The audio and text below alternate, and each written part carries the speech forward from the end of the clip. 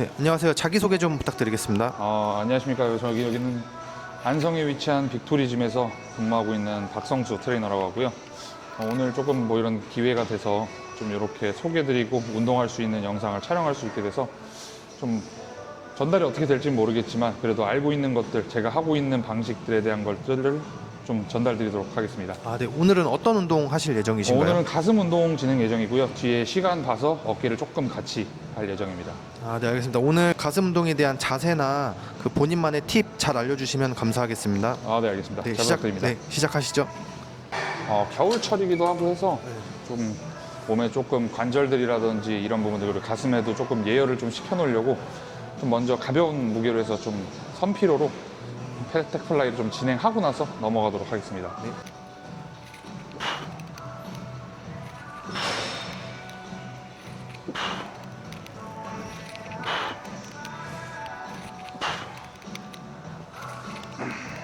팩덱 플라이를 할 때 중요하게 생각해야 되는 자세가 있을까요? 제가 모든 웨이트 트레이닝 할 때 제일 중요하게 생각하는 건 딱 하나인데, 일단 척추가 바르게 정렬되어 있는 상태에서 팔다리가 움직여야 된다고 좀 생각을 하거든요. 과정에서 얘는 프레스랑 다르게 이제 어깨 관절을 하나만 주된 관절로 사용하다 보니까 가슴에 좀 집중할 수 있다는 장점은 있지만, 반대로 이제 무게를 많이 다룰 수 없다는 단점이 있다 보니까 지금은 어차피 힘을 쓴다는 개념으로 운동하려는 건 아니고, 가슴 운동들 하기 전에 가슴 근육을 좀 잘 쓸 수 있게 먼저 좀 움직임을 좀 만들어 놓으려고 하고 있거든요. 그러면 이거는 지금 근육을 키우려고 하는 목적보다는 그냥 예열한다라는 느낌으로 네, 보고 오늘 그냥? 이제 메인 운동들을 하기 전에 네. 그 운동들이 잘 될 수 있고 좀 안전하게 그 부상을 좀 방지할 수 있게끔 먼저 선행하려고 지금 쓰고 있습니다. 네.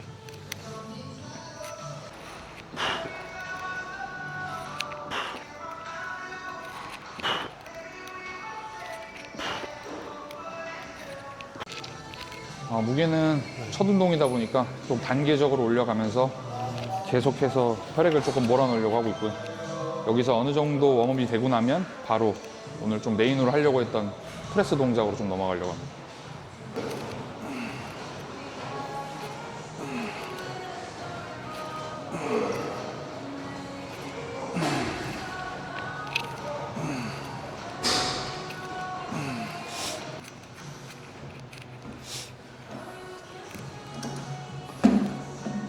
여기서는 스미스 머신으로 벤치프레스를 좀 진행할 거고요.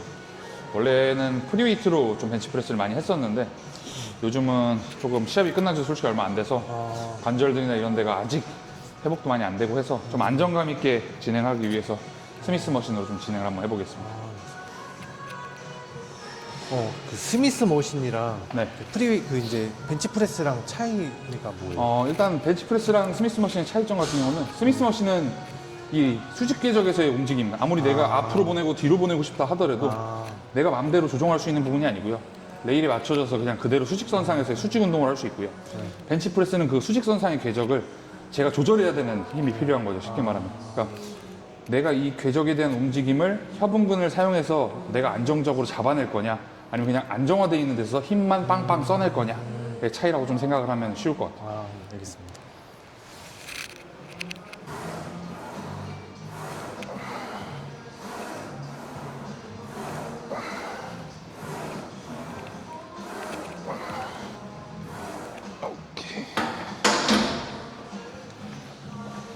이 스미스 머신으로 벤치프레스 할 때 이 네. 바의 위치는 어느 부위에 위치하도록 하는 게 좋을까요? 사람마다 조금씩 다 다르다고 생각을 하는데 개인적인 주관상으로는 저는 좀 완전 좀 하단부에 좀 많이 도는 편이에요. 그러니까 좀 딥하게 설명이 좀 들어가도 되나요? 네. 그러니까 흉추가 얼마나 신전이 잘 되냐 못 되냐의 차이도 있다고 생각이 들거든요. 네. 근데 저 같은 경우는 흉골 자체가 많이 기울어 있어서 바의 위치가 거의 약간 디클라인 형식으로 다가갈 수 있게끔 좀 아래쪽에다 두는 편이거든요. 근데 이제 그게 어려우신 분들이나 흉추가 신전이 많이 안 되시는 분들이 억지로 여기다 두려고 하면 어깨가 자꾸 이렇게 밀려 나가려는 현상들이 나타날 거예요. 네. 그럼 그런 분들 같은 경우는 자신의 어깨가 부담이 일단 되지 않는 선상 안에서 그 위치를 선정해서 써야 된다고 생각하고요. 근데 이제 플랫을 쓰는데 뭐 아예 이렇게 쇠골에다 두고 하시는 분은 당연히 없겠지만 여기서 요 위치 선상 안에서 내가 흉추가 얼마나 들리고 낮춰질 수 있냐, 가동이 나오냐에 따라서 위치는 좀 달라져야 된다고 생각을 해요. 근데 제가 할 때는 좀 아래쪽에다가 확실하게 좀 두고 좀 운동을 진행하는 편입니다.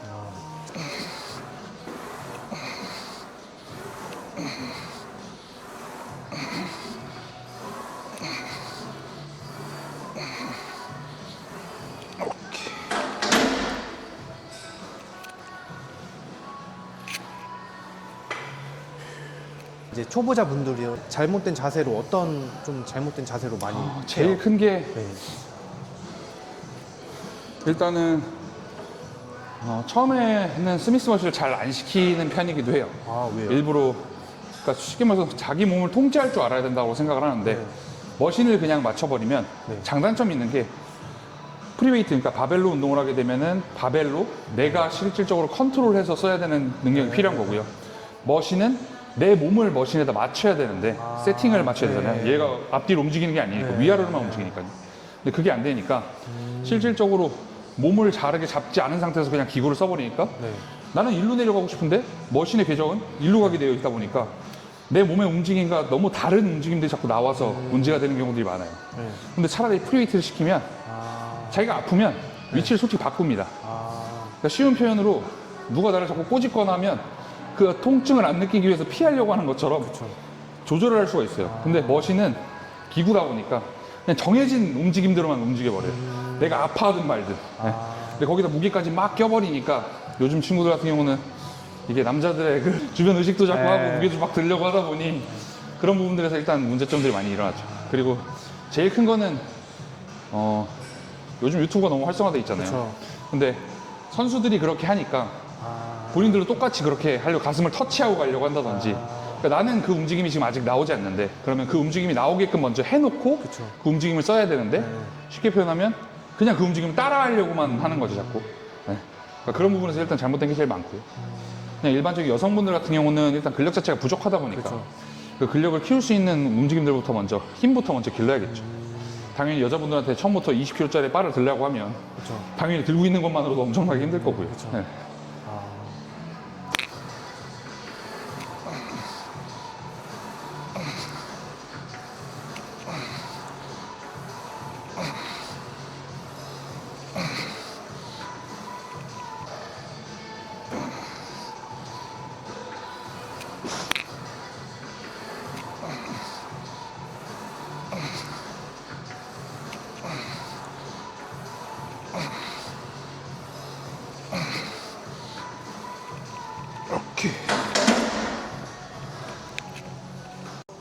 네, 대회는 언제 끝나셨어요?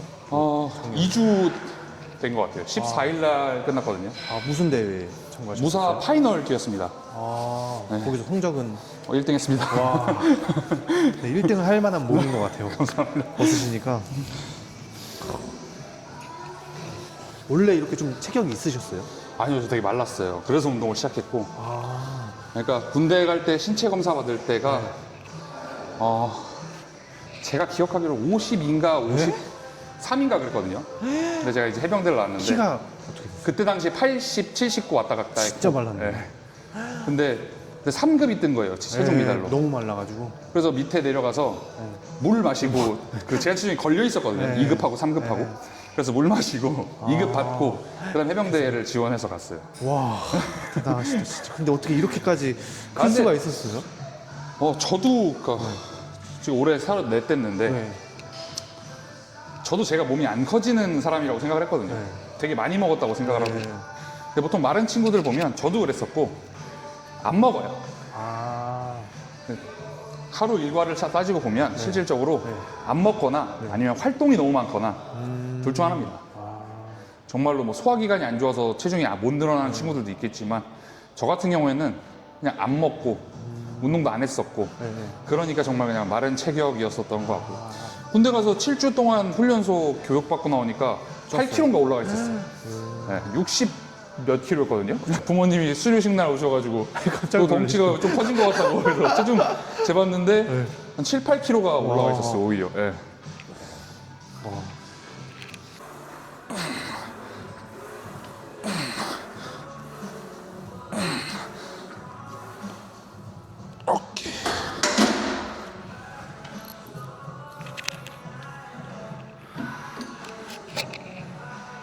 지금까지는 힘을 다 끝까지 좀 안 쓰고 무게를 조금씩 올려왔고요.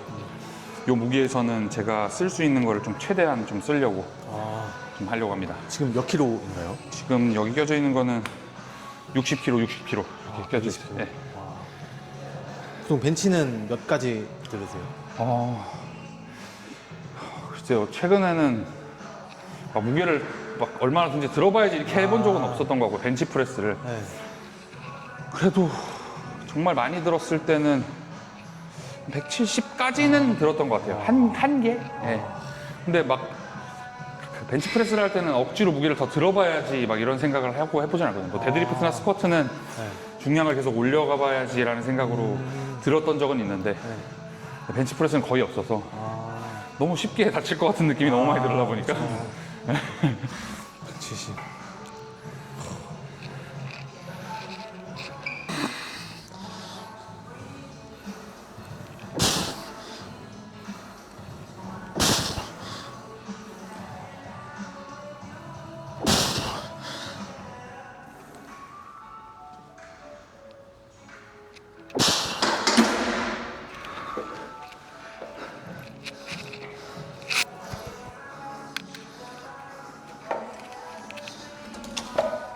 하고 낮춰서 네, 한 번만 더 들어가고 그 다음 종목으로 넘어가겠습니다. 네.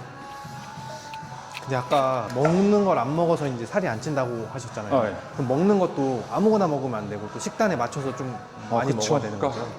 가공되지 않은 식품들을 섭취하면 된다고 생각하면 좀 될 것 같아요. 예를 들어서 뭐 고기를 먹더라도 네. 저희 나라는 뭐 불고기, 네. 제육덮밥 뭐 이런 것들이 되게 많잖아요. 근데 이제 말 그대로 내가 직접 조리한 식품들, 네. 밥, 뭐 탄수화물로 치면은 모든 곡물류들이 포함되겠죠. 근데 꼭 그거에만 국한되지 않고 파스타라든지 네. 파스타에 같이 들어가는 소스들이 대부분 문제지, 설탕이 많이 절여져 있던 그런 소스들이 문제지 파스타 자체가 문제라고 생각 절대 안 하거든요. 빵도 발효빵들 같은 경우들 뭐 깜바뉴나 요즘만 봐도 뭐 선수들 베이글도 많이 먹고 잉글리시 머핀도 많이 먹고 좋은 성분들의 빵도 많거든요. 근데 이제 저희가 보통 뭐 사람들이 빵이라고 하면 버터, 크림, 설탕 뭐 이런 것들이 다 같이 들어가 있는 것들을 많이 섭취하다 보니까 그런 것들을 좀 피해주고, 그러니까 몸에 부정적인 피드백을 주는 영양 성분들인 거죠. 쉽게 말하면 너무 빠르게 혈당을 올리는 설탕류들이라든지 그거랑 같이 섭취하는 뭐 버터의 포화지방들이라든지 이런 것들이 몸에서 나쁘게 작용을 하다 보니까 그런 것들을 피하라고 하는 거지. 그런 것들도 어떤 타이밍에 잘 먹냐에 따라서도 솔직히 달라질 수 있거든요. 뭐 운동 후 같은 경우는 몸이 너무 민감해진 상태라 쉽게 말해서 운동 끝나고 포도당을 드시는 분들도 따로 있던데 예. 나쁘다고는 할 수 없는데 그 상황에 맞춰서 더 좋은 식품들을 선택해서 먹어야 되는 거죠. 결국에는 내가 소모하는 칼로리보다 섭취하는 칼로리가 많으면 체중이 늘어날 거고요. 근데 이제 그걸 근육이 늘냐 지방이 늘냐의 차이도 생길 거지만 반대로 내가 소모하는 칼로리 그리고 섭취하는 칼로리가 반대로 이루어지면 체중은 내려갈 거고. 네.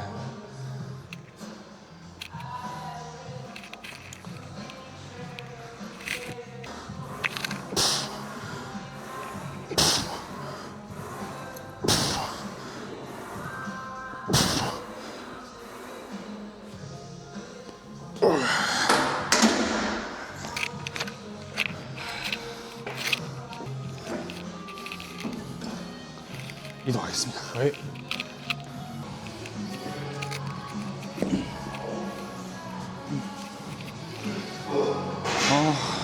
이번에는 네. 덤벨로 프레스를 좀 진행할 거고요. 바벨하고 장점은 바벨은 하나의 바로 잡다 보니까 힘은 더 많이 쓸 수 있지만 쉽게 말하면 팔의 움직임에 대한 제한이 좀 걸려요. 근데 덤벨 같은 경우는 내려왔을 때 팔의 포지션이라든지 올라갔을 때 팔의 모음이라든지가 자연스럽게 움직일 수 있다 보니까 그 장점은 있지만 반대로 바벨에 비해 무게를 중량을 좀 더 다루기는 어렵다 하는 게 단점으로 뭐 작용할 수는 있죠. 근데 지금은 앞에서 힘을 써갖고 그래서 지금 여기서는 좀 그 움직임을 전적으로 최대한 활용해서 좀 써내려고 덤벨로 들어가 보도록 하겠습니다.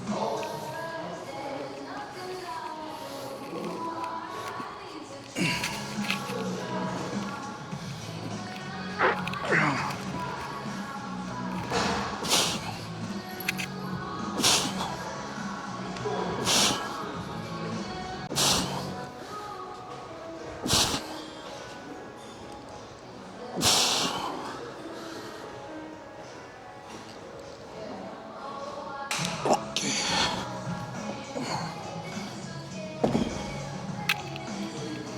덤벨 프레스 할 때 좀 주의해야 할 점이 뭐가 있어요? 아, 대부분 운동할 때는 많이들 안 다쳐요. 근데 제가 네. 느꼈을 때도 운동을 수행하는 중에는 많이 안 다치는데 들고 내리다가 정말 많이들 다치긴 하거든요.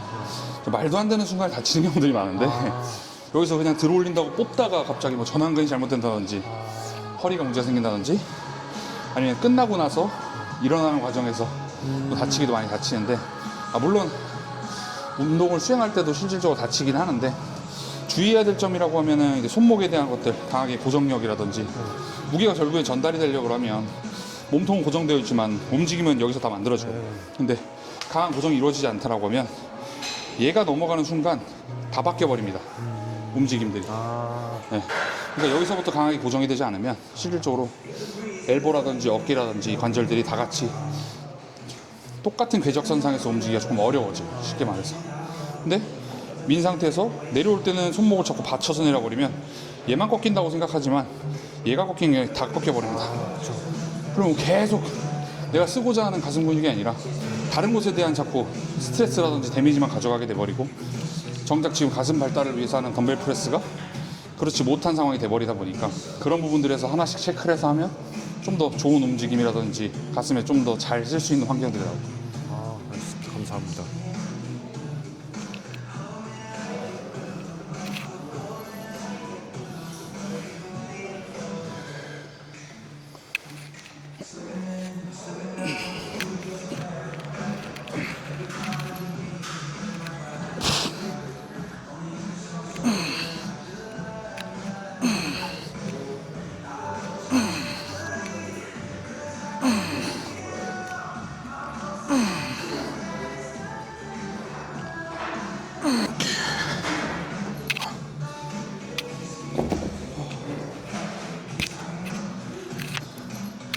그 트레이너 일 하신 지는 얼마나 되셨어요? 이제 13년 차 된 것 같아요. 거의 그러면 네, 저녁 날부터 시작했거든요. 원래 운동 전공을 하신 건 아니에요? 네, 전공은 아니었어요. 그냥 어렸을 때 뭐 그냥 남들 다 하는 그런 운동들을 했는데 그걸 뭐 전문적으로 막 한 건 없고요.